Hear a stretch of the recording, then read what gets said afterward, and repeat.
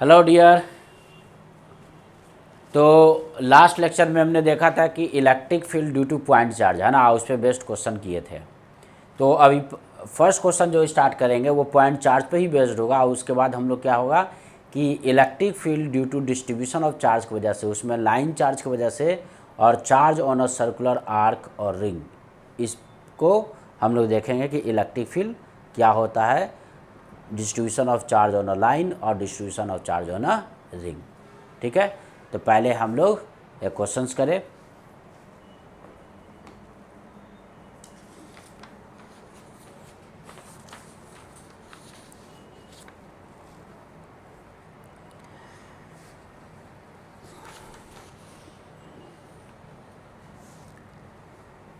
Last class में 26 number question तक हुआ था। ये क्वेश्चन नंबर क्या है? 27।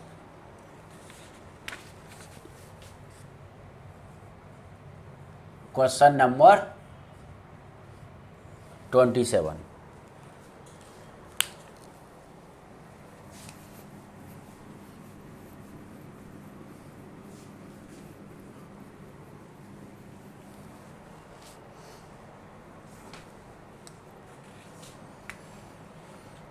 क्वेश्चन है कि चार चार्जेस क्या है स्क्वायर के वर्टिसेज पे, जिसमें से दो पॉजिटिव है दो नेगेटिव है।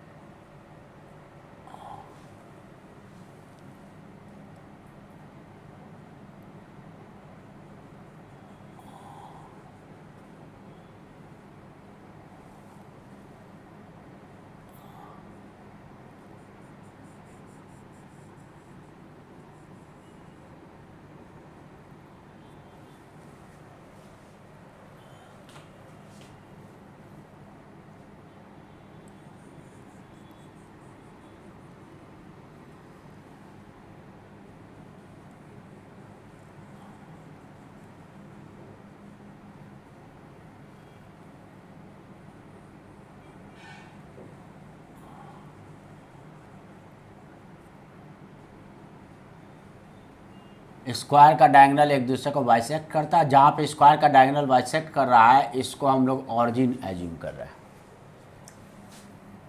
यहाँ पे चार्ज है प्लस क्यू, यहाँ पर भी चार्ज है प्लस क्यू, और ये दोनों पोजीशन पे क्या है? Minus Q charges. ठीक है, और लेंथ ऑफ डायगोनल 12 दिया हुआ है। इसका मतलब कि तुम्हारा क्या हो गया कि सेंटर से यहाँ तक वर्टिसेस तक का जो डिस्टेंस है वो कितना है? ये भी एल हो गया, ये भी एल हो गया, ये भी एल हो गया, और ये भी एल हो गया। यानी कि सेंटर से, ज्योमेट्रिकल सेंटर से कॉर्नर का जो डिस्टेंस है वो कितना है? एल है। Find the magnetic field of find the magnitude of electric field strength at a point located symmetrically with respect to the vertices of a square at a distance x। तो बोलता है उस point पे electric field निकालना जो कि चारों vertices से सिमेट्रिकल डिस्टेंस पे या पॉइंट ओ से कितना x डिस्टेंस पे है। तो वो पॉइंट इसके प्लेन में केवल एक ही पॉइंट है जो कि चारों वर्टिसेस सिमेट्रिकल है। वो कौन है? Geometrical centre. बाकी इस प्लेन में तुम्हारा ज्योमेट्रिकल सेंटर के अलावा कहीं और पे पॉइंट लोगे, इधर लोगे, इधर लोगे, इधर लोगे, इधर लोगे, तो वो चारों वर्टिसेस से कभी भी सिमेट्रिकल नहीं होगा। हाँ, तो कौन सा पॉइंट ऑफ सिमेट्रिकल होगा? तो ज्योमेट्रिकल सेंटर से इस प्लेन के परपेंडिकुलर जो लाइन पास कर रहा है, तो एक तरह से क्या बोल सकते हो कि यानी कि स्क्वायर का जो एक्सिस हो गया, स्क्वायर का एक्सिस पे कोई भी पॉइंट लोगे तो वो चारों वर्टेक्स से क्या होगा? इक्वल डिस्टेंस पे होगा, है ना। यानी कि वो चारों वर्टेक्स से तुम्हारा क्या होगा? सिमेट्रिकली प्लेस्ड होगा। इसका मतलब वो पॉइंट जो है जहाँ पे इलेक्ट्रिक फील्ड निकालना, जो एक्स डिस्टेंस अवे है, वो स्क्वायर के एक्सिस पे है, और इससे कितना डिस्टेंस अवे है? इससे x डिस्टेंस अवे है। तो मान लेते हैं वो पॉइंट P है, ठीक है ना। और देखो तो इसको हम लोग क्या करें कि ये एज्यूम कर लेते हैं कि एक डायगोनल जो है इसको एक्स एक्सिस मान लें, तो दूसरा डायगोनल क्या हो जाएगा, दूसरा डायगोनल जो हो जाएगा ये बाई एक्सिस हो गया, इधर पॉजिटिव बाई हम लोग मान लिए, ठीक है। तो कोऑर्डिनेट हम लोग लिख लें, ये ऑरिजिन का कोऑर्डिनेट 0 0 0, बताओ ये एक्स एक्सिस पे है तो इस चार्ज का कोऑर्डिनेट कितना हो जाएगा, L 0 0। ये बाई एक्सिस पे है तो इस चार्ज का कोऑर्डिनेट कितना हो जाएगा, 0 L और 0। ये नेगेटिव एक्स एक्सिस पे है तो इसका कोऑर्डिनेट कितना होगा, -L 0 और 0। उसी तरह से ये negative charge negative Y axis पे है तो इसका कोऑर्डिनेट कितना हो जाएगा, 0 -L और 0, ठीक है। चारों चार्ज का कोऑर्डिनेट लिख दिया। उस पॉइंट P जो कि इसके एक्सिस पे है, यानी कि वो क्या हो गया कि एक्सिस जो होगा स्क्वायर का तो वो तो O से प्लेन के परपेंडिकुलर होगा, इसका मतलब वो क्या हो गया, Z एक्सिस हो गया। यानी कि वो पॉइंट P Z एक्सिस पे कोई भी पॉइंट हम लोग लेंगे, है ना, वो चारों वर्टिसेस से क्या होगा, सिमेट्रिकल पोजीशन पे होगा। तो मान लेते हैं कि वो पॉइंट P कहाँ पे, Z एक्सिस पे, जहाँ पे इलेक्ट्रिक फील्ड निकालना है, और P का कोऑर्डिनेट कितना है, तो P का कोऑर्डिनेट हो गया 0 0 और x। इस पॉइंट पे मुझे क्या निकालना है, यानी कि ज्योमेट्रिकल सेंटर से x distance away along the z axis, यानी कि इस प्लेन के परपेंडिकुलर। तो ये क्या होगा, चारों पॉइंट सिमेट्रिकल पोजीशन पे, चारों का डिस्टेंस क्या होगा, तो ये तो x एक्सिस, ये जो z एक्सिस है x के भी परपेंडिकुलर होगा, y के भी परपेंडिकुलर होगा, तो ये तो हाइपोटेनस बनेगा ना सब में। तो कितना होगा, यानी कि वर्टिस से ये तुम्हारा पॉइंट x का जो डिस्टेंस होगा वो √L² प्लस x², ये होगा, है ना, चारों वर्टिसेस से। तो देखो, तो हम लोग पॉइंट चार्ज का इलेक्ट्रिक फील्ड हम लोग जानते हैं कि कितना लिखते हैं, तो पॉइंट चार्ज का इलेक्ट्रिक फील्ड अगर वेक्टर फॉर्म में हम लोग यूज करें, that is equal to Q/4πε0, और position where the electric field have to calculated, है ना, यानी position where the electric field has to calculated, जहां पे इलेक्ट्रिक फील्ड कैलकुलेट करना वो position, minus position where charge is place. R1 क्या है, वो पोजीशन है जहां पे चार्ज रखा गया, कौन, Q, डिवाइडेड बाय इसका क्या हो जाएगा, मॉड का cube, R2 vector minus R1 vector mod का क्यूब। ये हम लोग देखे थे कि वेक्टर फॉर्म में इलेक्ट्रिक फील्ड को इतना लिख सकते हैं। तो यहाँ पे वेक्टर फॉर्म इसलिए हम लोग लिख रहे हैं कि अगर हम लोग ट्रायंगल लॉ ऑफ एडिशन या पैरेललोग्राम लॉ ऑफ एडिशन यहाँ पे यूज करके प्रॉब्लम को सॉल्व करना कॉम्प्लिकेटेड हो जाए, क्योंकि सारा तुम्हारा क्या है कि वो XY प्लेन में वो पॉइंट नहीं है कि आराम से हम लोग इलेक्ट्रिक फील्ड तुम्हारा क्या करते हैं, इस प्लेन में ड्रॉ कर पाते लाइन को।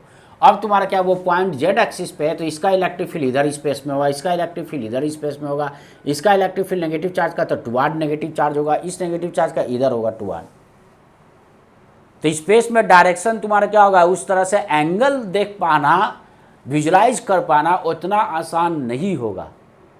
किस पॉइंट पे, चारों मतलब कि चार्ज की वजह से इस पॉइंट P पे इलेक्ट्रिक फील्ड जो चारों का है उसके बीच में एंगल क्या है, इलेक्ट्रिक फील्ड वेक्टर क्वांटिटी है, तो वेक्टर के लिए मुझे एंगल भी पता होना चाहिए, मैग्नीट्यूड भी, तभी ना उसका रिजल्टेंट निकालेंगे।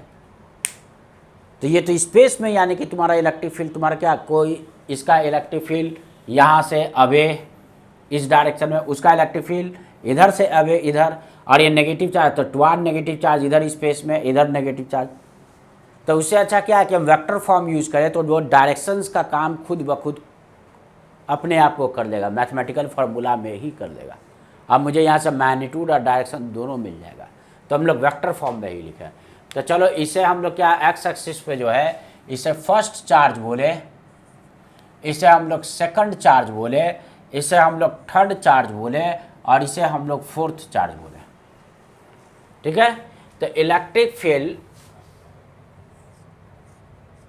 एट पॉइंट P पहले फर्स्ट चार्ज की वजह से, तो कितना इसका वैल्यू है, Q/4πε0, और R2 माइनस R1 यानी कि P के पोजीशन में से हम लोग इसका 1 का पोजीशन को सब्ट्रैक्ट करेंगे तो 0 में से L जाएगा तो कितना होगा माइनस L, तो माइनस L आई कैप, 0 में से 0 जाएगा तो 0 J कैप और X में से 0 जाएगा तो ये कितना हो जाएगा plus X K cap.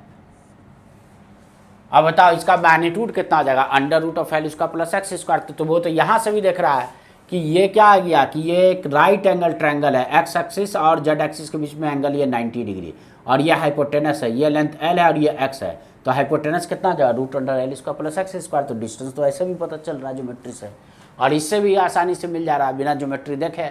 Under root of कितना हो गया L square plus x square, तो under root of L square plus x square का पावर कितना 3, इसका मतलब ये कितना हो गया L square plus x square under root में था और पावर 3 यानी कि 3/2।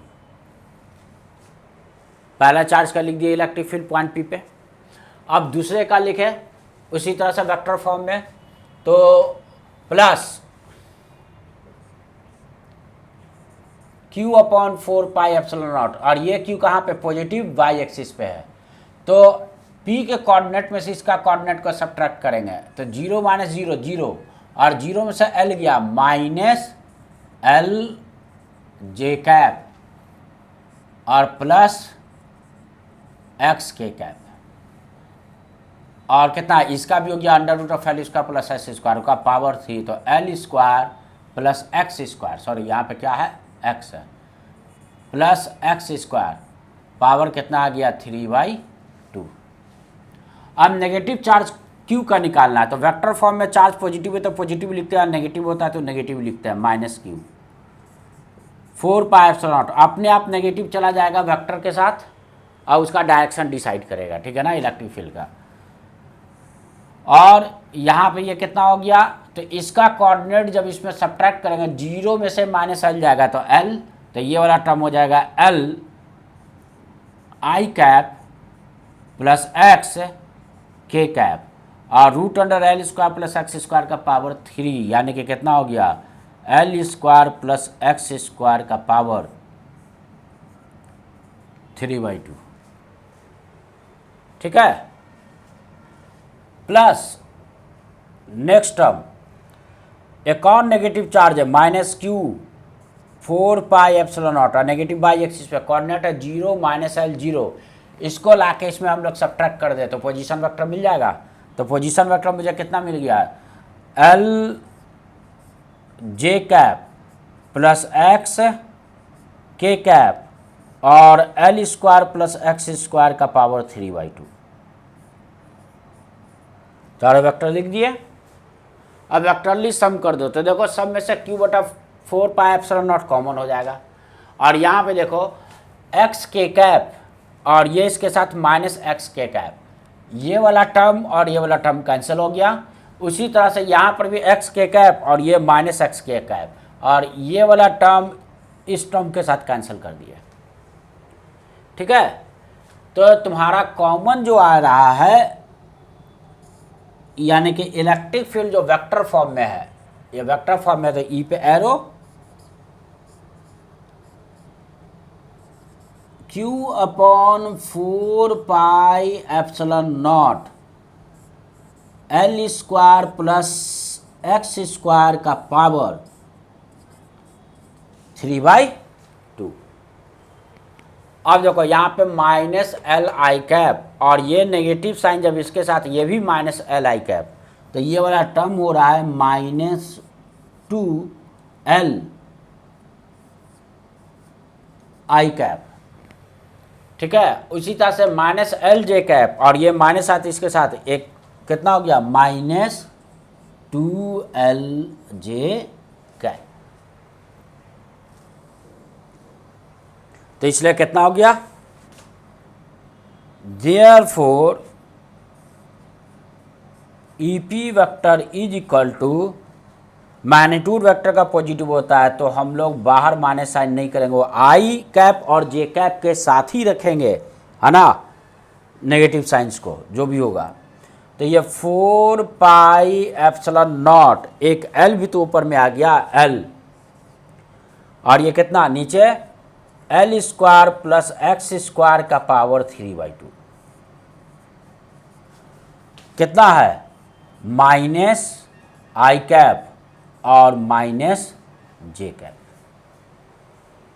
तो देखो तो मैग्नीट्यूड पॉइंट पी पे कितना हो गया, therefore magnitude of electric field at point P, तो इसका कितना आ जाएगा under root of 1 square plus 1 square √2, तो √2 ऊपर हो गया 2√2 Q into L upon 4 pi epsilon naught L square plus x square का पावर 3/2, इसी फॉर्म में छोड़ दे रहे। ये मैग्नीट्यूड हो गया। और डायरेक्शन किधर है, तो माइनस आई कैप माइनस जे कैप, कहने का मतलब कि यहाँ पे जो इलेक्ट्रिक फील्ड इस पॉइंट पी पे, यानी कि यहाँ से प्लेन से एक्स डिस्टेंस ऊपर हाइट पे, नेगेटिव एक्स एक्सिस कौन है, नेगेटिव एक्स एक्सिस इधर है और नेगेटिव वाई एक्सिस इधर है, तो ये माइनस आई कैप माइनस जे कैप, इसका तुम्हारा क्या होगा बाइसेक्टर पे होगा ना। तो इलेक्ट्रिक फील्ड जो होगा वो तुम्हारा बिल्कुल बाइसेक्टर पे, इधर से 45 और इधर से 45, पॉइंट पी पे इलेक्ट्रिक फील्ड जो होगा वो नेगेटिव एक्स एक्सिस और नेगेटिव वाई एक्सिस के बाइसेक्टर पे, कहाँ पे, ये स्पेस में, यहाँ पे इस पॉइंट पे इलेक्ट्रिक फील्ड इधर साइड है,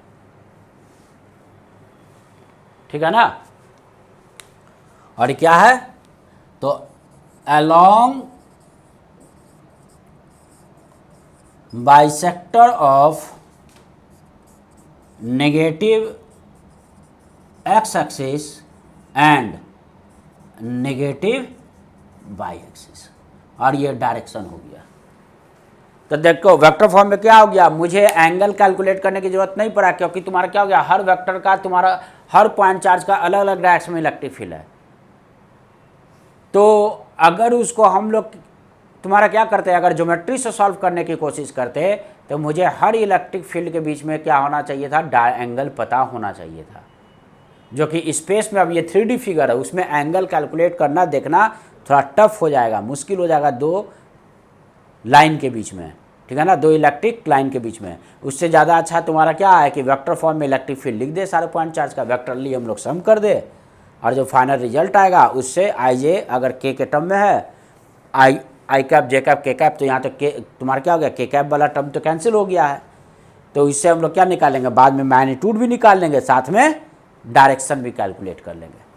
तो जब स्पेस में तुम्हारा आ जा रहा है इलेक्ट्रिक फील्ड, है ना, बहुत सारे चार्जेस का, एक से ज़्यादा तुम्हारा क्या, दो से ज़्यादा चार्जेस का, तो उस कंडीशन में तुम्हारा क्या है कि वेक्टर फॉर्म यूज करना ज़्यादा यूजफुल होगा।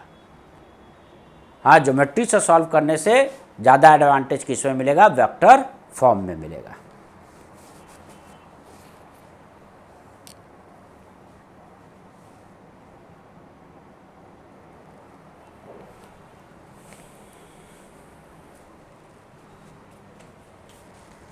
ठीक है, अब हम लोग इलेक्ट्रिक फील्ड कैलकुलेट करेंगे due to uniform distribution on a charge on a finite line, ठीक है ना।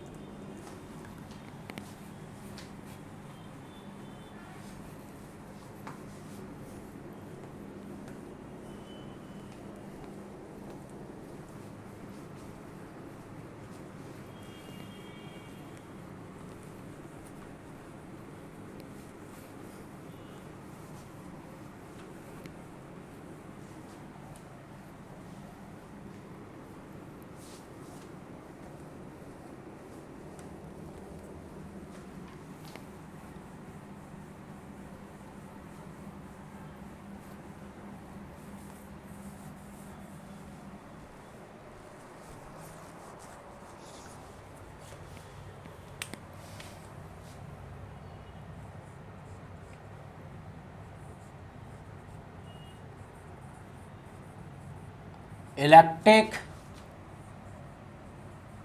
Field due to uniform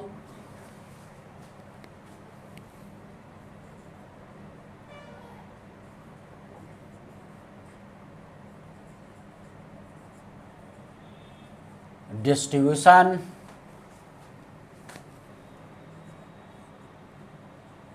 of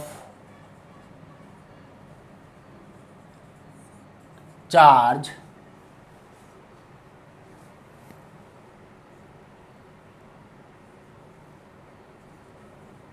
on a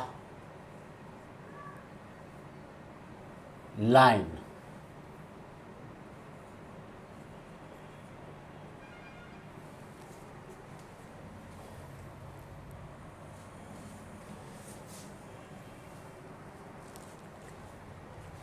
देखो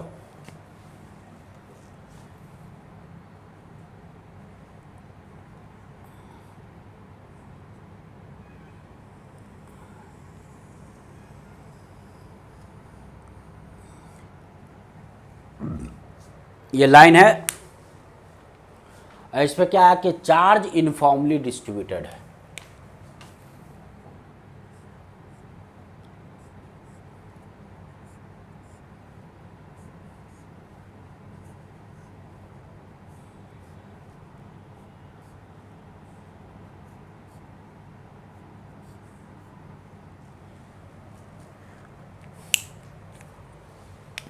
और चार्ज पर यूनिट लेंथ कितना है, लैम्डा जो है चार्ज पर यूनिट लेंथ।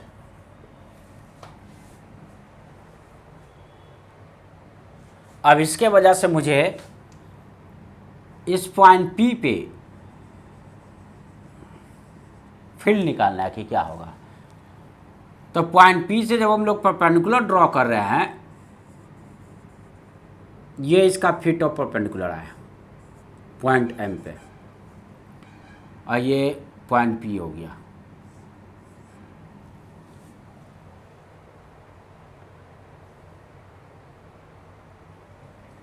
तब देखो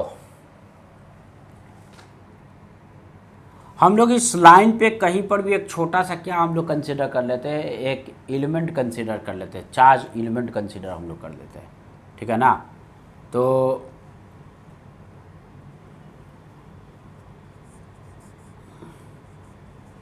यहाँ से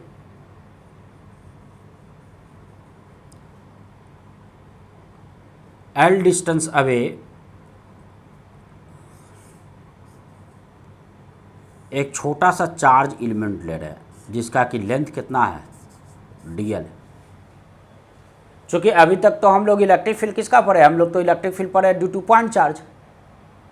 तो पॉइंट चार्ज का पता कि इलेक्ट्रिक फील्ड कितना होता है, Q/4πε0r²। तो एक छोटा सा एलिमेंट इस तुम्हारा क्या, जबकि यहाँ पे तो ये पॉइंट चार्ज नहीं है, ये फाइनाइट लाइन ऑफ चार्ज है। चार्ज तुम्हारे इस लाइन पे पूरा डिस्ट्रीब्यूटेड है यहाँ से यहाँ यूनिफॉर्मली। तो हम लोग एक छोटा सा एलिमेंट जो कंसिडर करेंगे, L के कंपेयर में dl बहुत छोटा है, तो ऑलमोस्ट dl को क्या ट्रीट कर सकते हैं, पॉइंट चार्ज। और ये जो मेरा पॉइंट चार्ज होगा, इस चार्ज का वैल्यू कितना होगा, तो इस चार्ज का वैल्यू मेरा अगर dq हम लोग बोले, चार्ज का वैल्यू कितना है, अगर ये dq है तो this charge point length into length, यानी कि इतना ये चार्ज का वैल्यू हो गया। तो इस पॉइंट चार्ज की वजह से पॉइंट चार्ज और पॉइंट P पे जिस पे फील्ड निकालना, दोनों को जो लाइन ज्वाइन करेगा, इसी लाइन पे फील्ड होगा, इलेक्ट्रिक फील्ड। और ये छोटे से पॉइंट चार्ज की वजह से जो इलेक्ट्रिक फील्ड है, इसे हम लोग छोटा सा एलिमेंट्री फील्ड बोले DE। तो बताओ, ये तो फील्ड जो हो गया, इसका दो कंपोनेंट हो गया, एक तो PM के अलोंग आ जाएगा कंपोनेंट इस लाइन पे, और एक क्या आ जाएगा, PM के परपेंडिकुलर होगा। तो मुझे दोनों कंपोनेंट यहाँ पे कैलकुलेट करना पड़ेगा, एक लाइन के परपेंडिकुलर, ठीक है ना, एक लाइन के पैरेलल। तो लाइन के परपेंडिकुलर कंपोनेंट को हम लोग छोटे से एलिमेंट्री चार्ज का E परपेंडिकुलर, सफिक्स में परपेंडिकुलर का सिंबल, और लाइन के अलोंग जो आ रहा है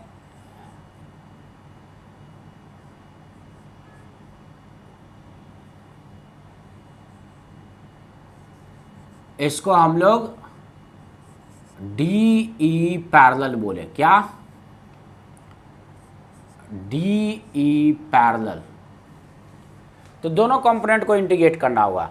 तो मान लेते हैं कि ये वाला एंगल जो है एम पी से जो पॉइंट चार्ज और पॉइंट पी को जो लाइन ज्वाइन कर रहा है, ये एंगल मेरा थीटा है। क्या है? ये एंगल थीटा है ना। और यहाँ पे थीटा इस लाइन से एंटी क्लॉकवाइज सेंस में, तो अभी जो एंटी क्लॉकवाइज होगा उस एंगल को पॉजिटिव, है ना, और क्लॉकवाइज एंगल को यहाँ पे क्या पुट कर देंगे? नेगेटिव पुट कर देंगे। तो इस तरह से मान लेते हैं कि ये वाला जो एंड है, इसका एक एंड जो है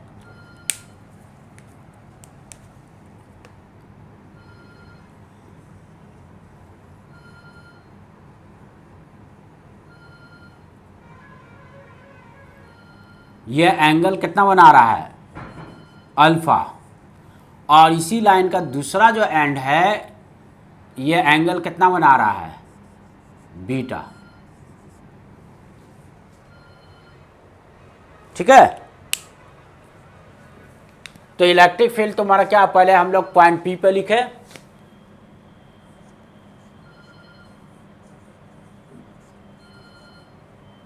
electric field at point P due to a small elementary charge.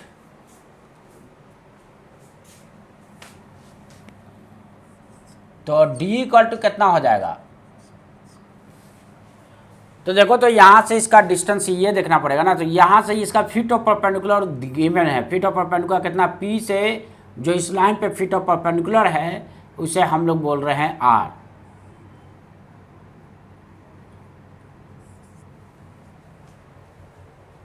तो बताओ, in right angle triangle MP और ये वाला पॉइंट, ठीक है ना। चलो इस पॉइंट को अभी हम लोग कुछ लिख देते हैं, इस पॉइंट को हम लोग कर देते हैं कि ये R है। तो PR कितना हो जाएगा? तो PR इक्वल टू इसका हाइपोटेनस है और बेस इसका कितना है? R है। तो ये R अपॉन कॉस थीटा होगा PR। तो इस एलिमेंट्री चार्ज की वजह से फील्ड क्या लिखेंगे? DQ upon 4 pi epsilon naught और डिस्टेंस का स्क्वायर। तो डिस्टेंस कितना हो गया? तो डिस्टेंस यहां पे आ रहा है R upon cos theta.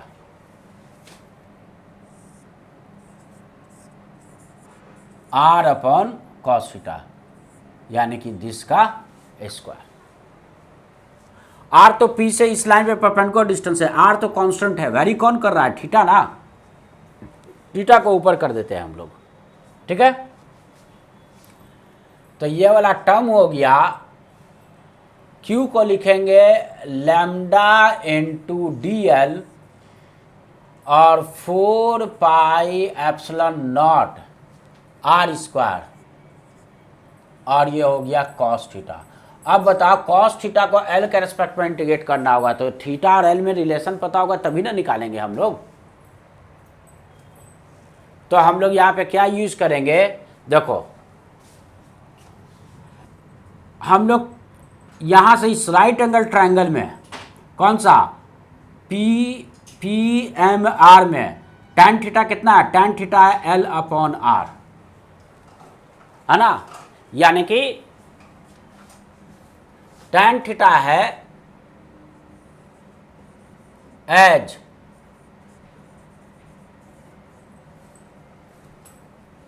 tan theta is equal to कितना है? L perpendicular distance upon base R। तो R हम लोग क्या कर लिए? इसको हम लोग लिख सकते हैं L is equal to, that is L is equal to R tan theta. ये तो हुआ एक रिलेशन, और इसको डिफरेंशिएट कर दे हम लोग विथ रेस्पेक्ट टू कितना? Theta on differentiating with respect to theta, theta के रेस्पेक्ट में डिफरेंशिएट करने पे देखो तो ये कितना आ जा रहा है, dl/d थीटा। r कांस्टेंट है क्योंकि ये परपेंडिकुलर डिस्टेंस है p से उस लाइन पर। tan थीटा का डिफरेंशिएशन कितना होता है, सेक स्क्वायर थीटा। तो इसका मतलब कि हम लोग dl को लिख सकते हैं r sec square theta into D theta. तो यहाँ पे आके हम लोग इसका वैल्यू हम लोग पहले पुट कर देते हैं। तो ये कितना हो गया, लैम्डा, और सॉरी ये स्क्वायर है ना, तो कॉस स्क्वायर थीटा। तो लैम्डा बटा 4 pi epsilon naught R square cos square theta. और डीएल कितना है, डीएल जो है R sec square theta into D theta.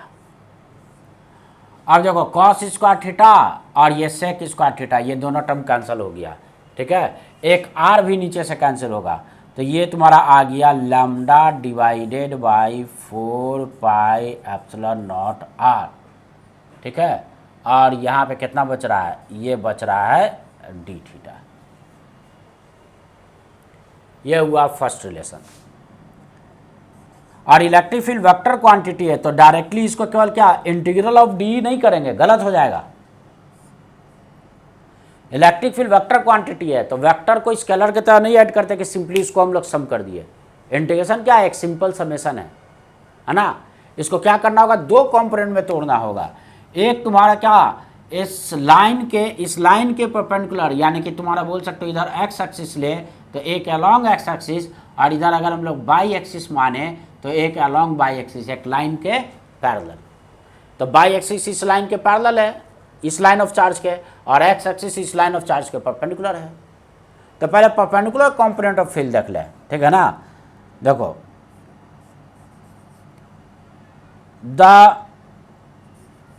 Perpendicular component of electric field eight P किसकी वजह से, ड्यू टू लाइन चार्ज की वजह से, मतलब कंप्लीट चार्ज की वजह से। तो इंटीग्रेट करेंगे ना, तो इसे हम लोग ई परपेंडिकुलर, और ई परपेंडिकुलर किससे मिलेगा, तो डी ई का ये एंगल थीटा है, तो ये वाला एंगल क्या होगा, ये थीटा होगा, आमने सामने अपोजिट एंगल सेम होगा। तो डी का cos theta, D E cos theta को इंटीग्रेट करने से एक्स एक्सिस के डायरेक्शन में इलेक्ट्रिक फील्ड मिलेगा, यानी कि लाइन के परपेंडिकुलर डायरेक्शन में मुझे फील्ड मिलेगा। तो यानी कि ये कितना हो गया, लैम्डा बटा 4 pi epsilon naught R, integration के बाहर आर कांस्टेंट है क्योंकि आर पी से इस लाइन पे परपेंडिकुलर डिस्टेंस है। कॉस थीटा को इंटीग्रेट करना होगा,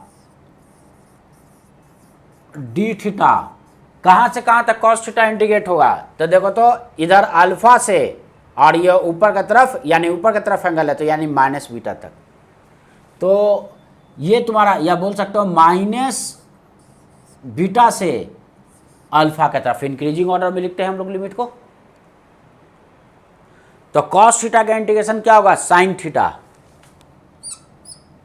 lambda divided by 4 pi epsilon naught sine theta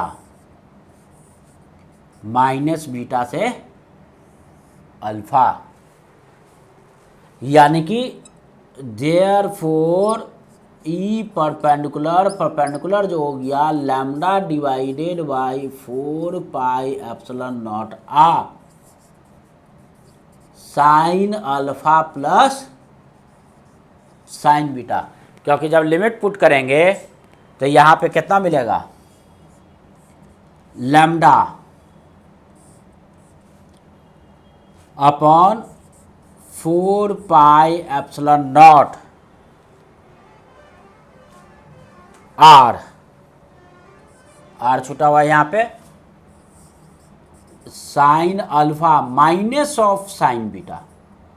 और साइन माइनस थीटा कितना हो जाता है, माइनस साइन थीटा, तो माइनस माइनस यही क्या हो गया, प्लस हो गया। तो यहाँ पे कितना हो गया, साइन अल्फा प्लस बीटा। ये तो परपेंडिकुलर कंपोनेंट है। अब क्या निकालना है, पैरेलल कंपोनेंट। ठीक है,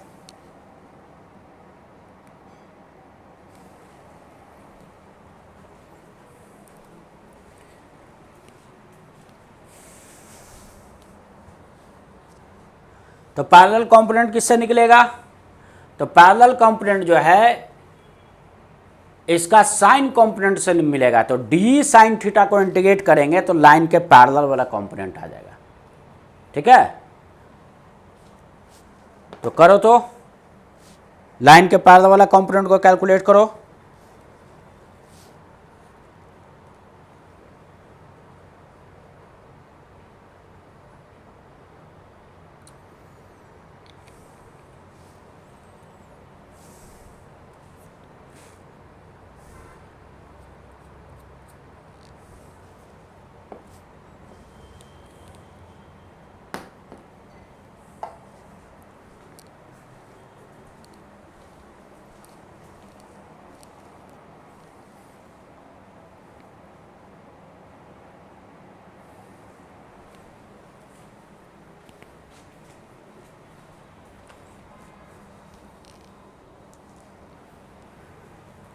अब पैरेलल कंपोनेंट निकालते हैं।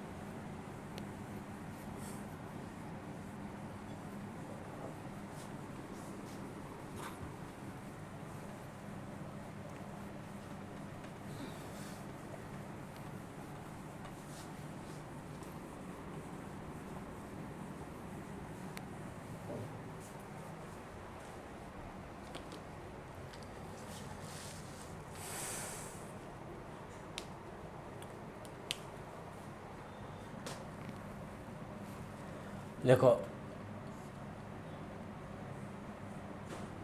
The parallel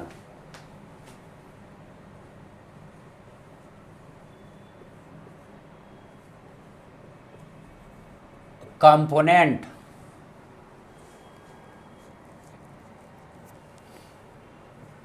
of electric field at P।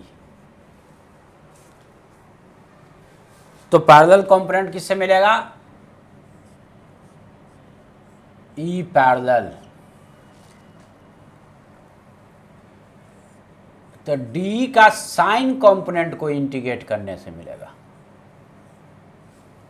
है ना। ये डी का इधर कौन सा वाई एक्सिस के लॉन्ग जो कंपोनेंट आएगा वो डी साइन थीटा, क्योंकि एक्स एक्सिस से ये एंगल कितना बना रहा है, थीटा बना रहा है।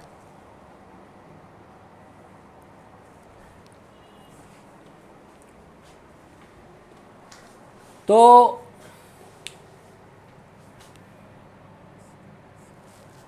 कॉमन क्या हो जाएगा,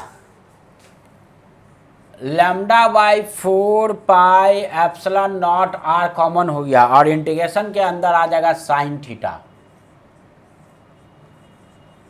डी थीटा। इसको इंटीग्रेट करना होगा माइनस बीटा से लेके अल्फा तक।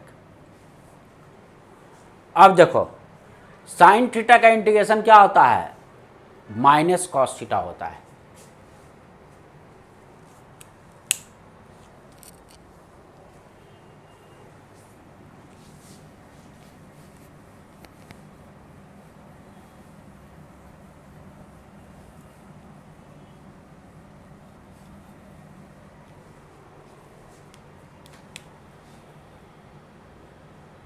Lambda divided by 4 pi epsilon naught R minus cos theta minus beta से अल्फा। देखो अंदर नेगेटिव साइन है, तो लिमिट का वैल्यू पहले हम लोग पुट कर लेते हैं। तो ये कितना हो गया, lambda divided by 4 pi epsilon naught R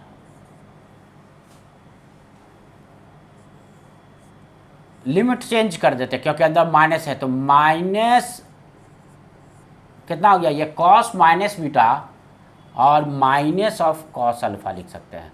और कॉस माइनस थीटा क्या होता है, cos minus theta cos theta ही होता है, तो यानी कि ये कॉस बीटा ही हो जाएगा। तो इस टर्म को हम लोग लिख सकते हैं लैम्डा डिवाइडेड बाई, यानी कि देयरफॉर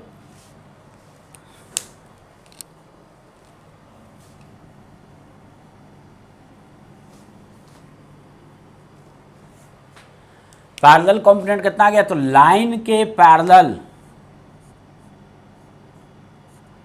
फील्ड कितना होता है, तो lambda divided by 4 pi epsilon naught R cos beta minus cos alpha. ये याद रखोगे कि लाइन के पैरेलल जो होता है लैम्डा बटा 4 पाई एप्सिलॉन नॉट, यहाँ पे भी है यहाँ पे भी है, तो लाइन के parallel cos beta minus cos alpha, और लाइन के perpendicular summation sine alpha plus sine beta, ठीक है ना। बाकी दोनों में टर्म होगा lambda upon 4 pi epsilon naught R का, ठीक है। अब इसका स्पेशल केस देखें तो अगर ये इन्फिनाइट लाइन ऑफ वायर, कहने का मतलब क्या हो गया, इधर भी इन्फिनिटी और इधर भी इन्फिनिटी, ठीक है ना, तो इसका स्पेशल केस हम लोग डिस्कस करें।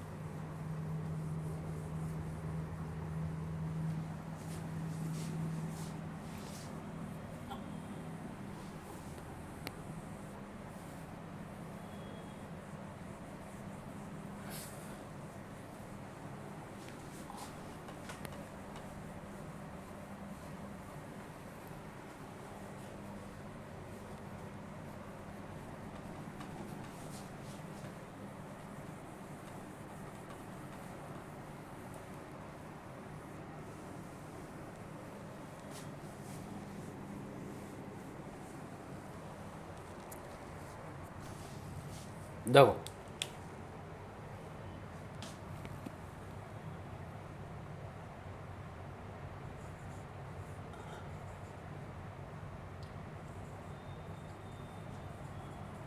स्पेशल केस,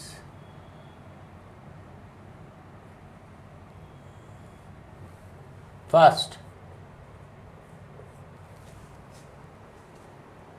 अगर एग्जैक्टली फील्ड बोले कि परपेंडिकुलर बाइसेक्टर पे क्या होगा, लाइन के परपेंडिकुलर बाइसेक्टर पे है ना, एट पॉइंट पी पे field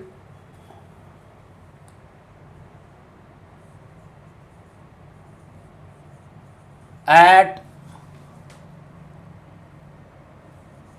perpendicular bisector of a line, यानी कि परपेंडिकुलर बाइसेक्टर का दिए तो एग्जैक्टली पॉइंट क्या हो गया, दोनों एंड के बीच में है, तो अल्फा इक्वल टू कितना क्या हो जाएगा, बीटा के, ठीक है ना, अल्फा इक्वल टू बीटा, तो दोनों को हम लोग अल्फा ही मान लेते हैं। तो देखो तो इसका परपेंडिकुलर कंपोनेंट कितना हो जाएगा, ई परपेंडिकुलर हो जाएगा लैम्डा डिवाइडेड बाई, ठीक है ना, अल्फा बीटा, तो साइन 2 अल्फा हो जाएगा ना, इसका मतलब कि 2 पाई एप्सिलॉन नॉट आर कितना, साइन अल्फा।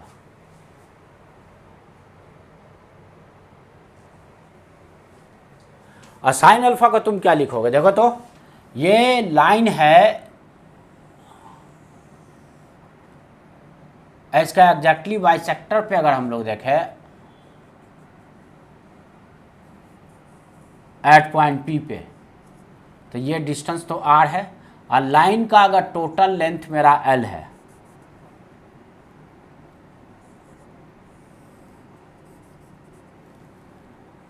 यहाँ कैपिटल एल लिख देते हैं, तो ये तो एल बाई टू हुआ ना, कितना हो गया ये, तो ये हो गया L by to, L by to.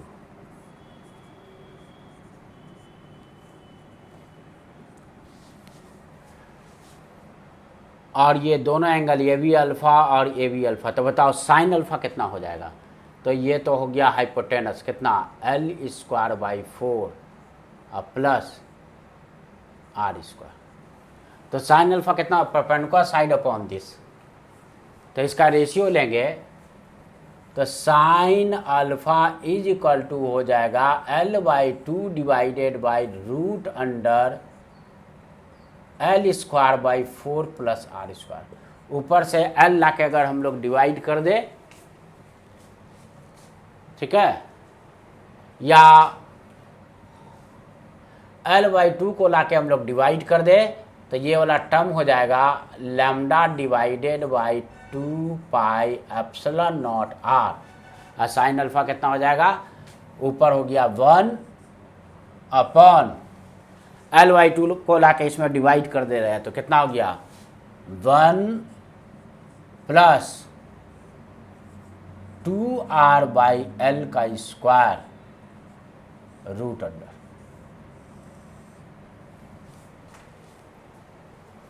ठीक है, तो केवल अल्फा के टर्म में याद रखो, अपने आप तुम निकाल लोगे एंगल, एंगल तुम्हारा ज्योमेट्री से कैलकुलेट कर लेना, अल्फा एंगल का वैल्यू पुट कर देना, साइन अल्फा जितना भी हो। इसका पैरेलल कंपोनेंट, ये तो हुआ परपेंडिकुलर पैरेलल, तो देखो तो alpha equal to beta put करेंगे तो कितना आ जाएगा, परपेंडिकुलर बाइसेक्टर पे लाइन के पैरेलल फील्ड नहीं होता, क्योंकि जितना ऊपर के तरफ चार्ज उतना ही नीचे की तरफ है, जितना ऊपर फील्ड होगा उतना ही नीचे होगा, दोनों फील्ड एक दूसरे को क्या कर देगा, कैंसिल कर देगा। ठीक है, second case, infinite line of charge के एग्जैक्टली मिड पोजीशन पे फील्ड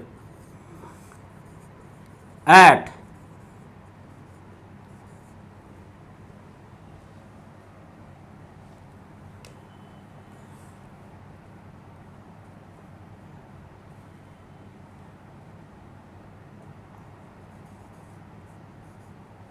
मिड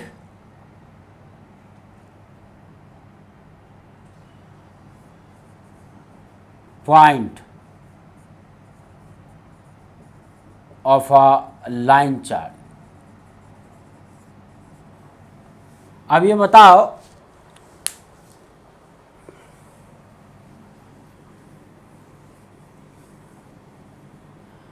तो इन्फिनाइट अगर तुम्हारा क्या हो गया, लाइन हो गया, कहने मतलब बहुत ही लार्ज लाइन हो गया, ऊपर से नीचे तक, ऊपर अप टू इन्फिनिटी तक, और नीचे भी अप टू तुम्हारा कहाँ तक, इन्फिनिटी तक, और यहाँ से आर डिस्टेंस अवे अगर हम लोग फील्ड लिखें,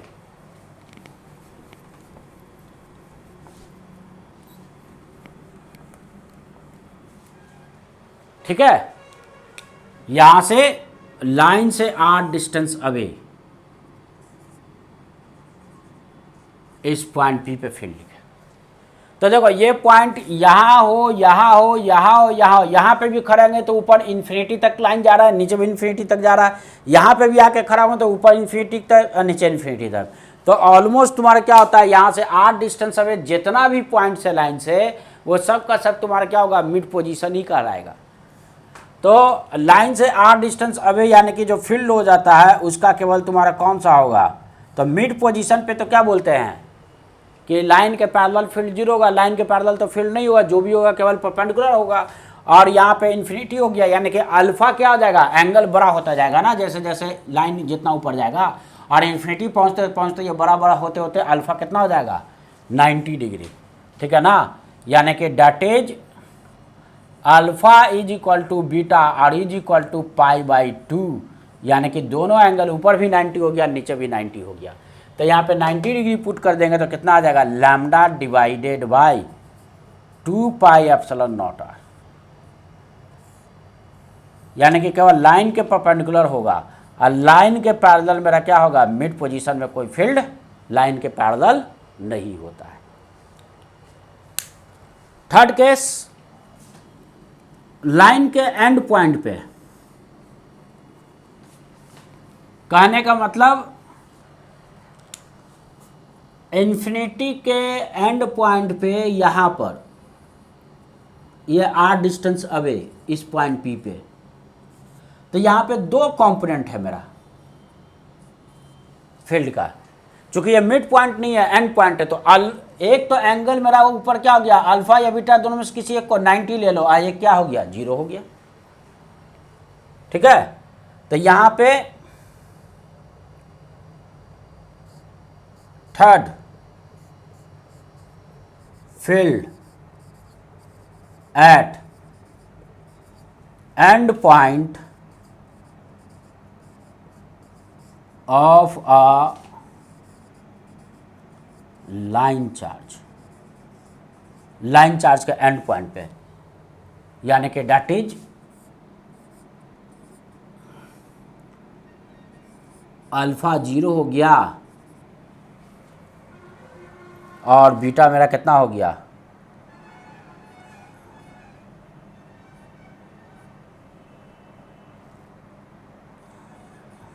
बीटा π/2 हो गया। ठीक है,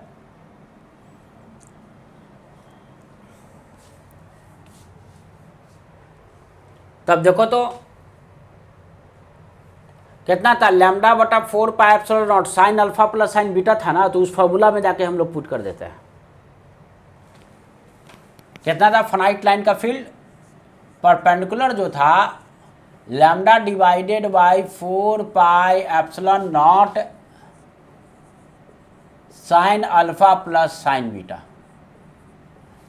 तो साइन अल्फा 0 तो ये 0 हो गया, साइन अब कितना बीटा यानी π/2 तो ये 1 हो गया, तो लैम्डा डिवाइडेड बाई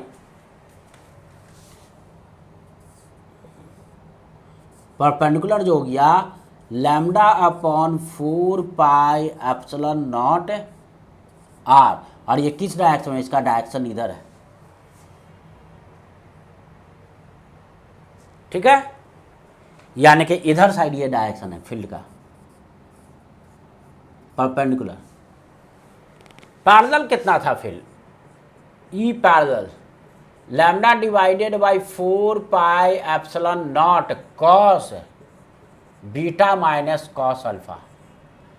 अब बताओ बीटा मेरा कितना है, बीटा π/2, ये वाला टर्म 0 हो गया और अल्फा मेरा 0, तो माइनस आ जाएगा ना, वैल्यू पुट करें तो लैम्डा डिवाइडेड बाई 4πε0, यहाँ पे बच गया मेरा कितना, 0 -1, नेगेटिव आ रहा है, तो मुझे मैग्नीट्यूड से मतलब है ना, मैग्नीट्यूड कितना है, lambda divided by, sorry R छूट गया, लैम्डा डिवाइडेड बाई 4πε0, और नेगेटिव साइन क्या शो कर रहा है कि यहाँ पे फील्ड जो होगा वो नीचे के तरफ होगा, नेगेटिव बाई एक्सिस के डायरेक्शन में होगा, है ना, तो मुझे तो मैग्नीट्यूड से मतलब है, तो ई पैरेलल जो है वो नीचे की तरफ मिलेगा, और पैरेलल जो कंपोनेंट है वो है लैम्डा डिवाइडेड बाई 4πε0 r, और इसका डायरेक्शन किधर है, नीचे है, यानी कि एक एक्स एक्सिस के लॉन्ग एक नेगेटिव बाई एक्सिस, दोनों परपेंडिकुलर लाइन पे है।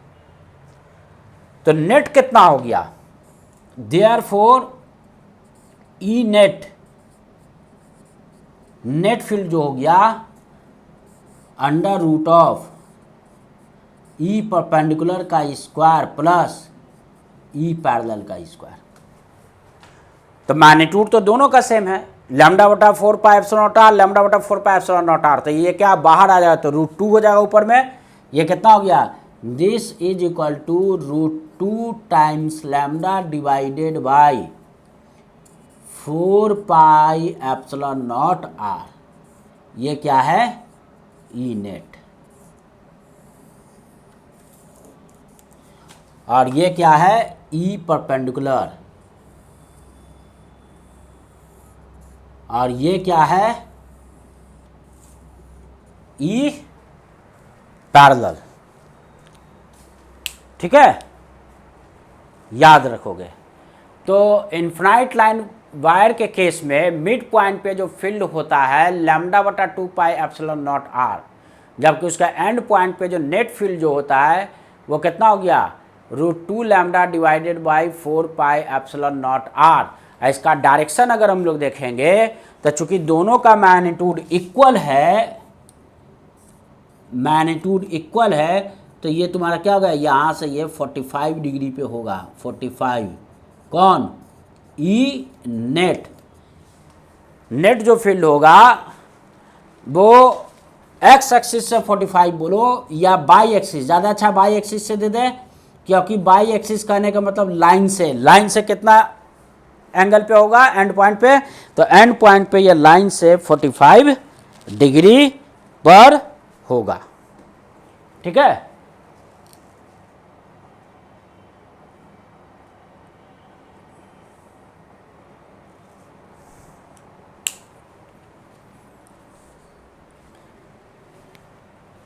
कोई प्रॉब्लम नहीं।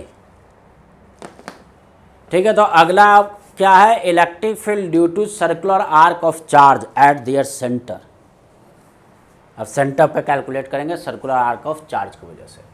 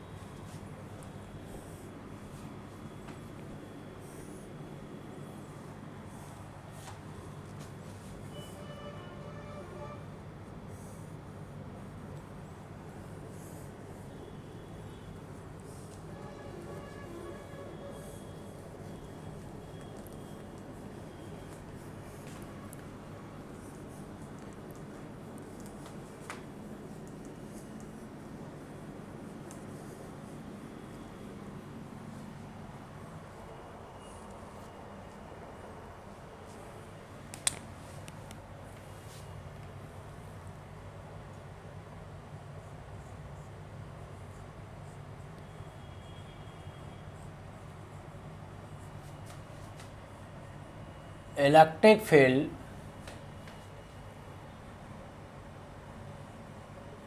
Due to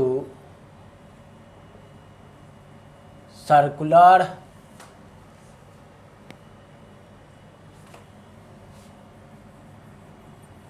due to charge on circular arc at its center।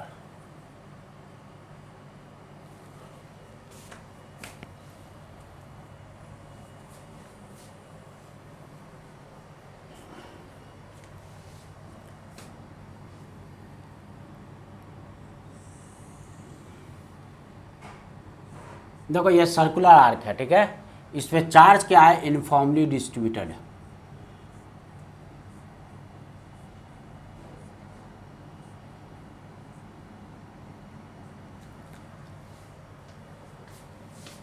और लैम्डा है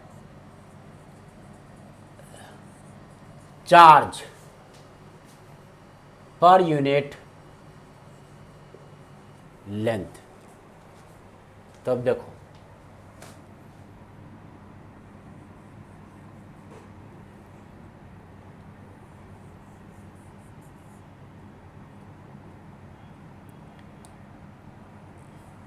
इसके सेंटर इस पॉइंट ओ पे मुझे क्या निकालना है, फील्ड निकालना है। ठीक है, एट पॉइंट ओ। सेंटर पे। तो इस सर्कुलर आर्क को बाइसेक्ट कर रहा है, मान लेते हैं ये लाइन, और इस बाइसेक्टर लाइन को हम लोग क्या बोल रहे हैं, बाई एक्सिस बोल रहे हैं। क्या है, बाई एक्सिस। और उसका परपेंडिकुलर जो हो गया ये हो गया एक्स एक्सिस, और इसके सेंटर को हम लोग ऑरिजिन मान लेते हैं।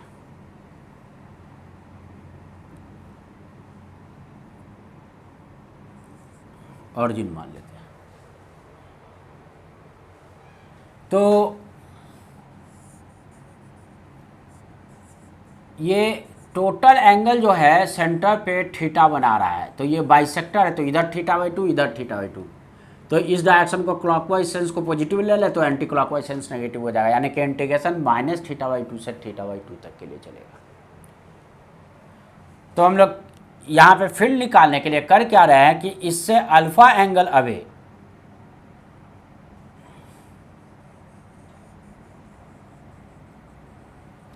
एक छोटा सा एलिमेंट्री हम लोग चार्ज कंसीडर कर रहे हैं, बहुत छोटा सा। यहाँ पे जो चार्ज है इसका लेंथ कितना हो जाएगा बताओ। ये एंगल है अल्फा और इसमें छोटा सा इंक्रीमेंट जो है वो डी अल्फा है। तो सेंटर पे ये सर्कुलर आर्क, छोटा सा elementary circular arc angle D alpha बना रहा है। अगर रेडियस इस रिंग का अगर आर है तो ये तुम्हारा हो जाएगा R into D alpha elementary length. तो इस पर चार्ज मेरा डी क्यू कितना हो जाएगा, चार्ज डी क्यू, तो lambda into arc length, charge point length into R D alpha, यही चार्ज हो गया ना।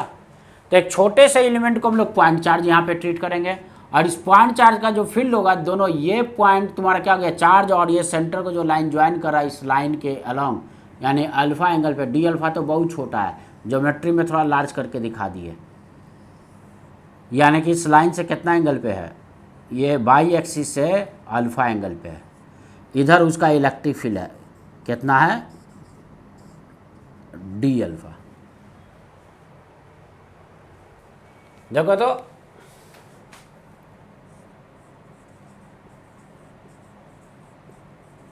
The electric field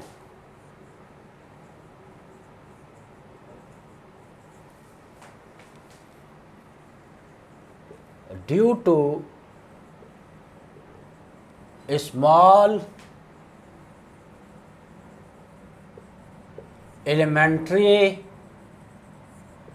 charge at O is, इसे हम लोग D कहे, तो डैट D इक्वल टू मेरा कितना के है, तो charge D Q divided by 4 pi epsilon not, distance कितना है, रेडियस ऑफ सर्कल के बराबर। सब तो जितना भी एलिमेंट लेंगे सब आर ही डिस्टेंस पे होगा, कैपिटल आर डिस्टेंस पे।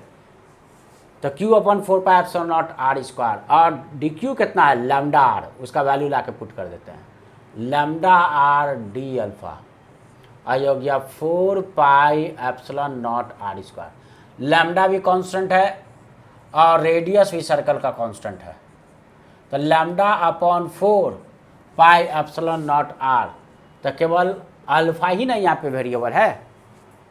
अब यहाँ पे आ जाओ, एक ऐसा ही तुम्हारा अल्फा एंगल पे इधर साइड भी एक एलिमेंट हम लोग कंसीडर करें। देखो ड्यू टू सिमेट्रिसिटी इधर भी एक तुम्हारा क्या होगा, छोटा सा एलिमेंट होगा,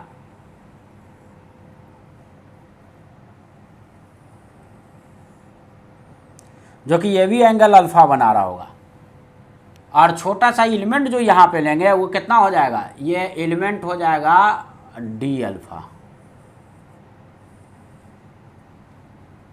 ये एंगल हो जाएगा डी अल्फा, है ना। तो ये बताओ ड्यू टू सिमेट्रिसिटी इसका भी इलेक्ट्रिक फील्ड डी होगा, लेकिन तुम्हारा क्या होगा, ये बाई एक्सिस का लेफ्ट साइड दे रहा है तो ये राइट साइड दे रहा है, तो दोनों का कॉस कंपोनेंट ऐड हो जाएगा, साइन कंपोनेंट कैंसिल हो जाएगा। तो इसका इधर क्या देख रहे हैं, एक साइन कंपोनेंट होगा इलेक्ट्रिक फील्ड का, डी ई साइन अल्फा, तो इसका भी साइन कंपोनेंट होगा डी ई साइन अल्फा, और साइन कंपोनेंट एक दूसरे के अगेंस्ट हुए, साइन कंपोनेंट एक दूसरे को कैंसिल कर देगा, इधर साइड दोनों का ऐड हो जाएगा, कितना हो जाएगा 2 डी ई कॉस अल्फा। तो इंटीग्रेशन क्या, अल्फा का 0 से θ/2 तक इंटीग्रेट करेगा। अब माइनस θ/2 से θ/2 इंटीग्रेट नहीं करेगा, क्योंकि इधर का सिमेट्रिकल पोजीशन लेते जा रहे हैं, एक अल्फा पे लिए तो इधर अपने आप इधर एक माइनस अल्फा पे आ गया, तब ना ये ऐड होकर 2d cos अल्फा हुआ। तो अगर तुम टोटल 2d cos अल्फा लिखते हो तो इंटीग्रेशन 0 से θ/2 तक चलेगा, लेकिन अगर केवल d cos अल्फा लेते हो, केवल एक साइड का लेते हो, तो इंटीग्रेशन माइनस θ/2 से लेके θ/2 तक चलेगा। जैसे भी निकालोगे रिजल्ट वही आएगा। तो देखो तो फील्ड क्या हो जाएगा, the electric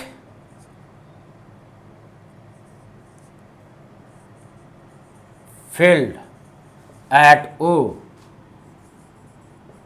due to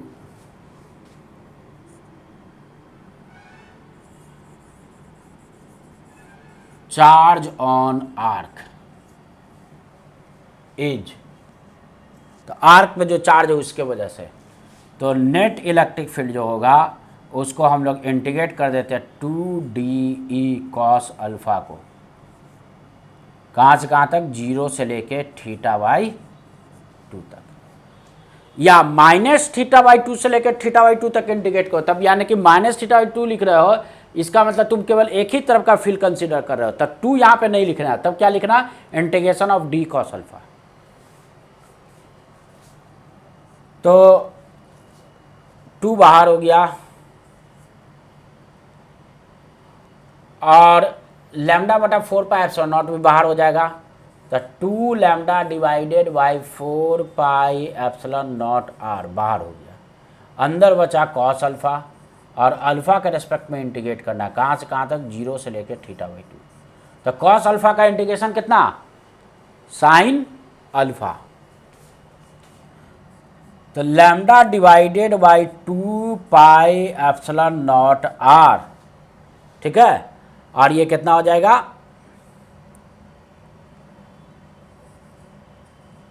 sign alpha 0 से लेके θ/2 तक।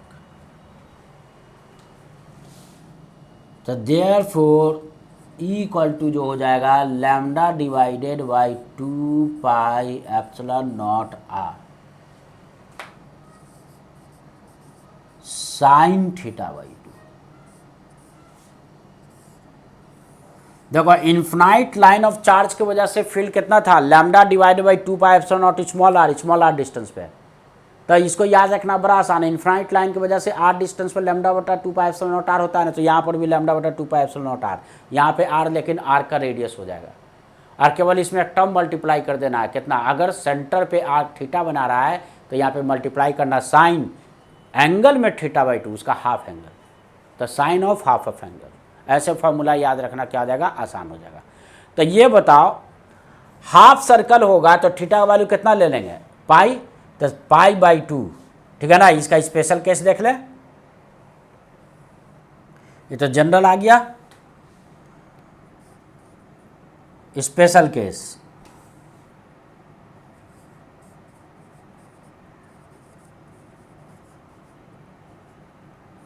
और ये फील्ड किधर है, सेंटर पे अवे फ्रॉम द चार्ज, यानी कि बाई एक्सिस के अलोंग है। ये फील्ड का डायरेक्शन जो है away from the circular arc, अगर पॉजिटिव चार्ज, नेगेटिव चार्ज होगा तो टुवार्ड द सर्कुलर आर्क हो जाएगा, किधर, along the bisector, along bisector of arc, arc के बाइसेक्टर के अलोंग ये फील्ड होगा। पॉजिटिव चार्ज होगा तो आर्क से अवे, और नेगेटिव चार्ज होगा तो toward arc. Special case first,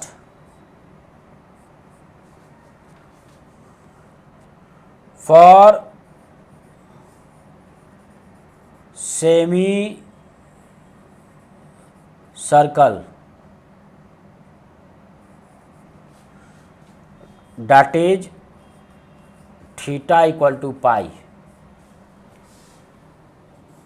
इसका वैल्यू हो जाएगा lambda divided by 2 pi epsilon naught R. तो यानी सेमी सर्कुलर आर का जो इलेक्ट्रिक फील्ड कितना होता है, इन्फिनाइट लाइन की वजह से जो आर डिस्टेंस पे लैम्डा बटा 2 पाई एप्सिलॉन नॉट आर लिखते हैं, उतना ही सेमी सर्कल का उसके सेंटर पे होता है। Case 2, for a complete circle, यानी कि that is at centre of ring, ring के सेंटर पे कितना आ गया 0, यानी कि जब ये कंप्लीट सर्कल हो जाएगा तो यहाँ पे 2 पाई लिखोगे, 2 पाई अपॉन 2 यानी कि साइन पाई, साइन पाई क्या होता है 0। कंप्लीट सर्कल के सेंटर पे इलेक्ट्रिक फील्ड क्या होता है 0 होता है, क्योंकि आमने सामने वाला डायमेट्रिकल जो चार्ज होगा, एलिमेंट्री चार्ज होगा, एक दूसरे को फील्ड को कैंसिल कर देगा। ठीक है, और एक लास्ट हम लोग इलेक्ट्रिक फील्ड देखेंगे, तुम्हारा रिंग ऑफ चार्ज की वजह से उसके एक्सिस पे कैलकुलेट करना देखेंगे। ठीक है, कि एक्सिस पे रिंग ऑफ चार्ज की वजह से इलेक्ट्रिक फील्ड कितना होता है।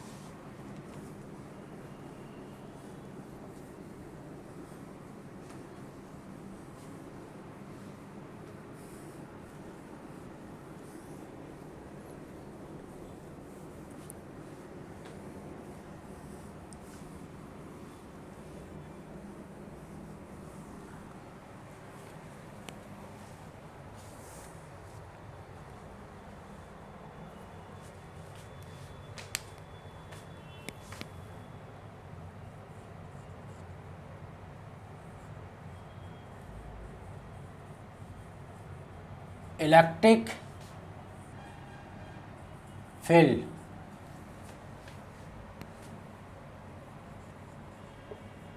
Due to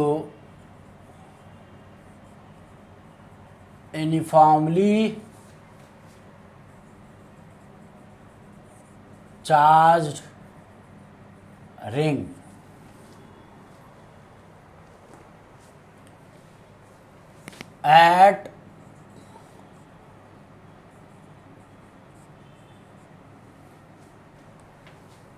at a point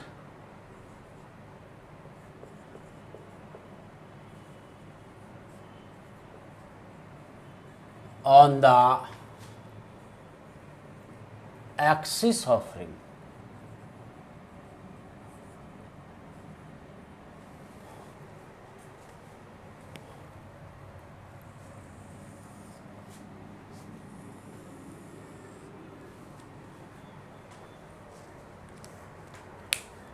देखो तो फिगर में यहाँ पे जो रिंग का प्लेन जो ले रहे हैं वो बोर्ड के प्लेन के परपेंडिकुलर ले रहे हैं, मतलब कि बोर्ड तुम्हारा जो सामने है उस प्लेन के परपेंडिकुलर इस तरह से रिंग है, यानी कि आधा रिंग बोर्ड के अंदर में है और आधा रिंग बोर्ड के बाहर में है।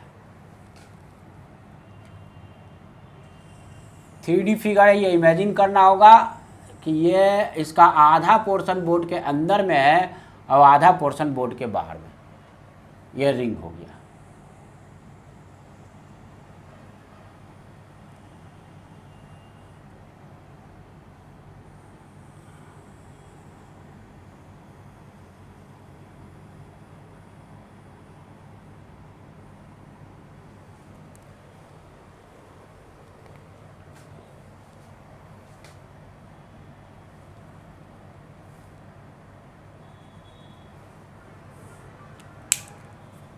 और एक्सिस जो है रिंग के प्लेन के परपेंडिकुलर जो लाइन हुआ और बोर्ड के प्लेन में ये लाइन है, यानी कि सेंटर कहाँ पे, सेंटर जो है वो बोर्ड के प्लेन पर है। और यही से तुम्हारा क्या हो रहा है, एक लाइन तुम्हारा जो पास कर रहा है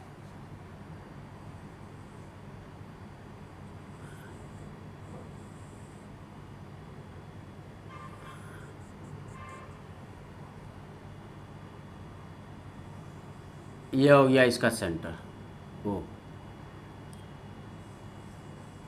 रिंग का।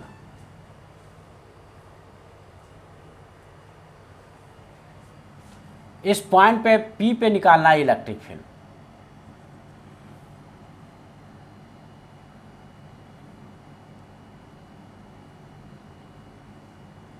एट पी यहां से कितना डिस्टेंस अवे है, तो सेंटर से x डिस्टेंस, ये पॉइंट जो हो गया P जो है वो x डिस्टेंस अवे है। OP इक्वल टू कितना क्या है, x का है। और रेडियस ऑफ रिंग मेरा कितना है, रेडियस ऑफ रिंग जो है वो r है। इस रिंग पे जो चार्ज है यूनिफॉर्मली डिस्ट्रीब्यूटेड है,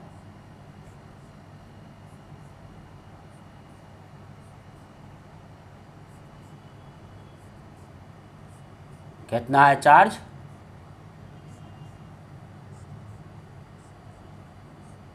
लैम्डा। तब देखो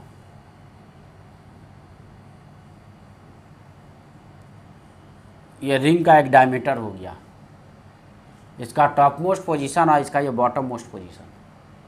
ऐसे तुम्हारा क्या होगा, रिंग के केस में यहाँ से सेंटर से देखो तो ये जो रिंग हो गया, सेंटर से जो लाइन जो एक्सिस यहाँ पे आएगा, जो एक्सिस यहाँ पे आएगा, तो देखो तो ड्यू टू सिमेट्रिसिटी सब तुम्हारा क्या होगा, सरकमफ्रेंस जो भी होगा इसके एक्सिस से सब इक्वल डिस्टेंस पे होगा, यानी कि सिमेट्रिकल पोजीशन पे होगा सरकमफ्रेंस का हर पॉइंट। और ये डिस्टेंस कितना होगा, तो ये डिस्टेंस यहाँ से x है, रेडियस r है, तो ये एक राइट एंगल ट्रायंगल हर सरकमफ्रेंस का हर पॉइंट जो होगा और ये तुम्हारा एक्सिस जो होगा ये तुम्हारा क्या पे एक राइट एंगल बनाएगा। तो ये रेडियस है r और ये OP, O से P है x, तो हाइपोटेनस कितना हो जाएगा, हाइपोटेनस हो जाएगा √r² प्लस x²। कहने मतलब यहाँ से एक छोटा सा एलिमेंट्री चार्ज हम लोग यहाँ पे ले रहे हैं dq, टोटल चार्ज रिंग पे कितना है q, तो अपोजिट साइड भी तो उतना ही तुम्हारा क्या साइज का एक एलिमेंट्री चार्ज मेरा dq होगा, इधर भी क्या होगा एक dq होगा। सरकमफ्रेंस से जब तुम्हारा क्या होगा, सरकमफ्रेंस पॉइंट और पॉइंट P को मिलाएंगे, कोई भी सरकमफ्रेंस तुम्हारा क्या होगा सब P से इक्वल डिस्टेंस पे होगा, सब सिमेट्रिकल पोजीशन पे होगा।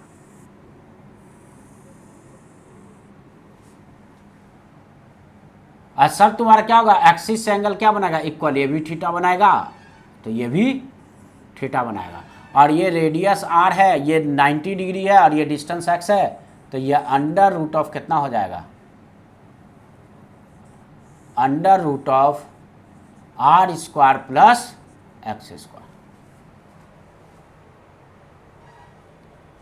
अब इस पॉइंट चार्ज की वजह से फील्ड क्या होगा, रेडियली आउटवर्ड, मतलब जो तुम्हारा पॉइंट चार्ज और पॉइंट P को जो लाइन ज्वाइन करेगा इसी लाइन पे ना अवे होगा। छोटे से एलिमेंट का फील्ड को डी लिखे यहाँ पे, तो इधर भी उतना ही तुम्हारा क्या है, चार्ज तो सेम है और डिस्टेंस भी सेम है। इसका भी कितना डिस्टेंस पे है, यहाँ से है, चूंकि सरकमफ्रेंस से पॉइंट P हर सरकमफ्रेंस पॉइंट से इक्वल डिस्टेंस पे है, तो सबका मैग्नीट्यूड जितना भी कोई एक छोटा सा एलिमेंट्री चार्ज dq लेंगे सरकमफ्रेंस पे कहीं पे, सब के वजह से इलेक्ट्रिक फील्ड मेरा मैग्नीट्यूड में डी मिलेगा, केवल डायरेक्शन अलग अलग मिलेगा। तब यहाँ पे देखो ये एंगल थीटा तो अपोजिट एंगल थीटा, ये एंगल थीटा, तो हम लोग क्या देख रहे हैं, साइन जो कंपोनेंट होगा डायमेट्रिकल अपोजिट पॉइंट्स का वो एक दूसरे को क्या कर देगा, कैंसिल कर देगा। डी ई साइन थीटा, इधर भी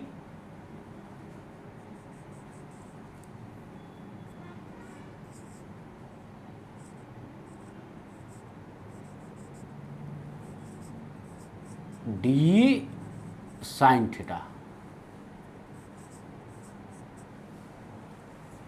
तो साइन कंपोनेंट कैंसिल कर देगा, लेकिन कॉस कंपोनेंट दोनों का ऐड हो जाएगा, और ऐड होके दोनों का कितना आ जाएगा 2DE cos थीटा। इसका मतलब कि एक्सिस पे जो इलेक्ट्रिक फील्ड का डायरेक्शन होगा वो अलोंग द एक्सिस होगा, क्योंकि सबका कंपोनेंट अलोंग द एक्सिस ही आ जाएगा। तो कहीं पर भी एक छोटा सा एलिमेंट, ये तो डायमेट्रिकल अपोजिट पॉइंट की वजह से क्या कर दिया, ट्वाइस कर दिया 2DE cos थीटा, लेकिन केवल एक ही को ले गए तो केवल क्या लिखोगे, एक का कितना लिखोगे एक्सिस के अलोंग DE cos थीटा। तो DE cos थीटा को पूरे रिंग के लिए हम लोग क्या करें, इंटीग्रेट कर दें। तो लिखो the electric field due to a small elementary charge dq at p is, तो उसे हम लोग DE से रिप्रेजेंट करें तो इसका मैग्नीट्यूड D मेरा कितना हो जाएगा, तो dq divided by 4 pi epsilon naught और डिस्टेंस का स्क्वायर, यानी कि डिस्टेंस कितना under root of R square plus x square का स्क्वायर कर देंगे तो रूट हट ना जाएगा। अब बताओ यहां पे जो रिंग है रेडियस आर का, यहां से एक्सिस पे पॉइंट O से x डिस्टेंस पे, चाहे वो डायमेट्रिकल पॉइंट इधर से ले, चाहे इधर से ले, चाहे इधर कहीं से भी ले, तो ये बताओ OP का बीच का डिस्टेंस तो फिक्स है ना, OP का बीच का डिस्टेंस तो नहीं चेंज हो रहा x। तो इस इंटीग्रेशन के लिए x कांस्टेंट है और r भी कांस्टेंट है, यानी कि केवल किसको इंटीग्रेट करना है, मुझे केवल चार्ज को इंटीग्रेट करना है। तो यानी कि टोटल यहाँ पे मेरा फील्ड कितना मिल जाएगा, तो लिखो the net electric field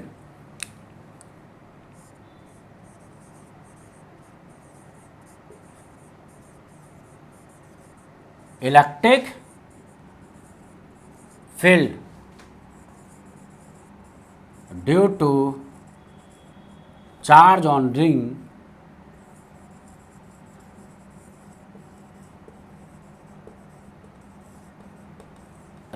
is, तो इनफॉर्म जब चार्ज डिस्ट्रीब्यूशन रहेगा तो नेट इलेक्ट्रिक फील्ड तुम्हारा क्या, इंटीग्रल ऑफ DE किसको, कॉस कंपोनेंट को इंटीग्रेट करने से। केवल एक ही कंपोनेंट लिखे, दोनों का नहीं लिखे ऊपर नीचे वाले का, तो इसलिए पूरे रिंग पर के चार्ज के लिए इंटीग्रेट करेंगे। और ये अगर दोनों का लिखते हैं, एक DQ ऊपर एक DQ नीचे, तो अपने आप डायमेट्रिकल अपोजिट पॉइंट सब कंसीडर होता है ना, तो हाफ ही रिंग के लिए यानी कि आधा ही चार्ज के लिए इंटीग्रेट होता है, क्योंकि तुम ट्वाइस कर दिया तो डायमेट्रिकल वाला अपने आप कंसीडर होते चला जाता है, लेकिन ट्वाइस नहीं करेंगे तो पूरे रिंग के लिए इंटीग्रेट करेंगे। तो देखो तो इसको इंटीग्रेट करना है, तो 1/4 पाई epsilon not R square plus x square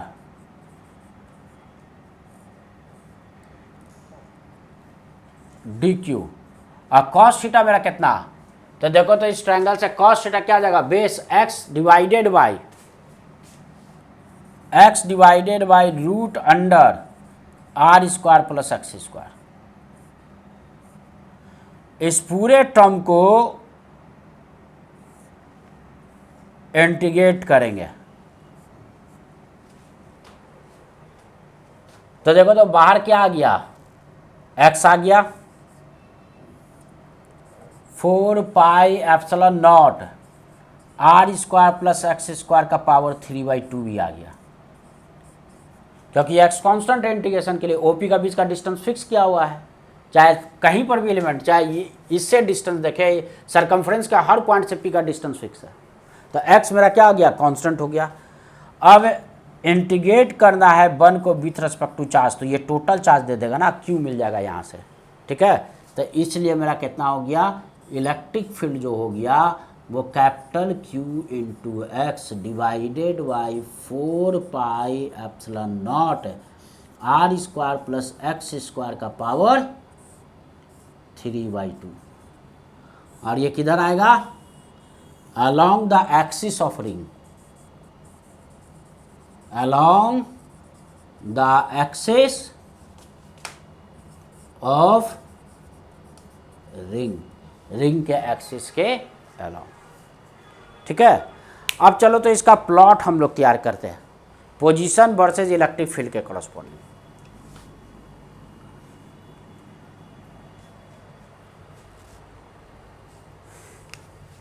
इधर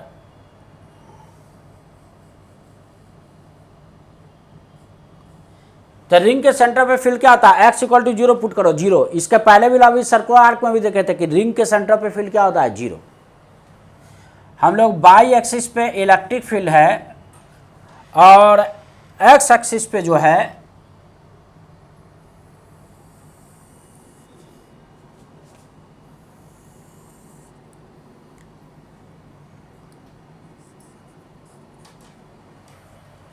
पोजीशन ले रहे हैं। देखो इसको जब डिफरेंशिएट करोगे तो देखोगे इलेक्ट्रिक फील्ड मैक्सिमम कहां पे होगा,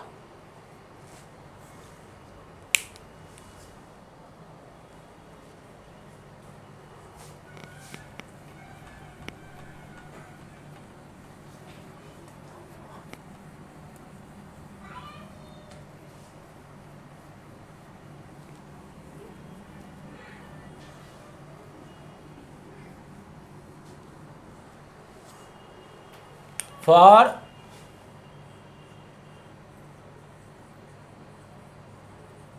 electric field be maximum at axial point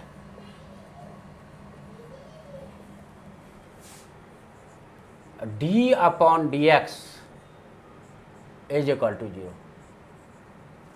तो constant q upon 4 pi epsilon naught को तो हटा देंगे, मेन इसी को डिफरेंशिएट करना है, q बटा 4 पाई एप्सिलॉन नॉट है ना, इसको हटा लेंगे और तुमको डिफरेंशिएट करना है d x divided by r का power r square plus x square का पावर 3/2 को विथ रेस्पेक्ट टू x इतना इक्वल टू 0। इसको सॉल्व करोगे तो देखोगे कि x का वैल्यू कितना r अपॉन रूट 2, यानी कि सेंटर से r अपॉन रूट 2 डिस्टेंस पे। देखो यहाँ पे प्लस माइनस आएगा तो हम केवल पॉजिटिव साइड के लिए प्लॉट कर रहे हैं, है ना, फॉर x ग्रेटर देन 0।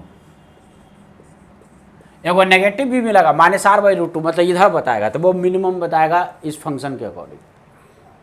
तो मुझे तो मैग्नीट्यूड से मतलब है, यानी कि यहां से r/√2 पे electric field maximum value attend करेगा। देखो यहां पे इलेक्ट्रिक फील्ड 0 है,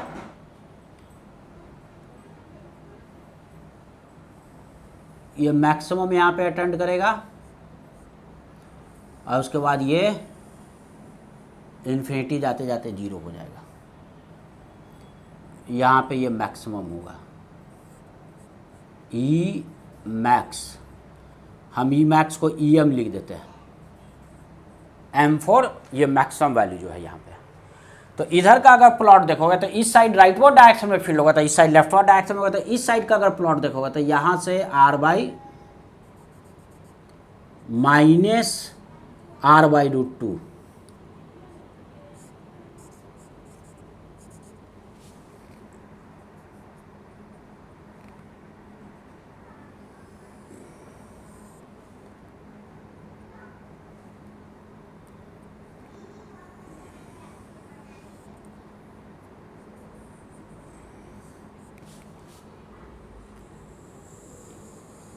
इधर जाते जाते इन्फिनिटी पे क्या हो जाएगा 0 हो जाएगा, है ना। और ये मैक्सिमम वैल्यू कितना होगा, and E max r/√2 value put कर दो। तो r/√2 पुट करोगे तो यहाँ पे ये तुम्हारा कितना हो जाएगा, ये हो जाएगा r/2 r²/2 यानी कि 3r²/2 3r²/2 इतना का पावर कितना 3/2।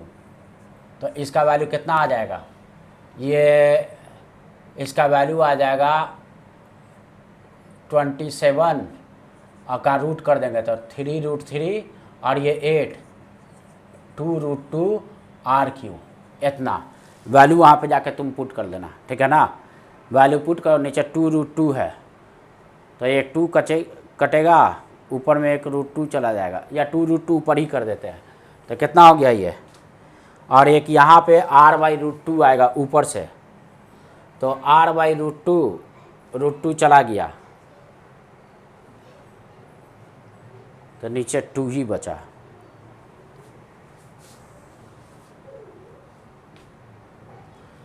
तो ऊपर हो गया q डिवाइडेड बाय, ठीक है, और यहाँ पे r/√2 हम लोग पुट कर दिए है, तो एक √2 कटा यहाँ से तो 2 भी कैंसिल हुआ, यहाँ पे कितना बचा 2, तो 6√3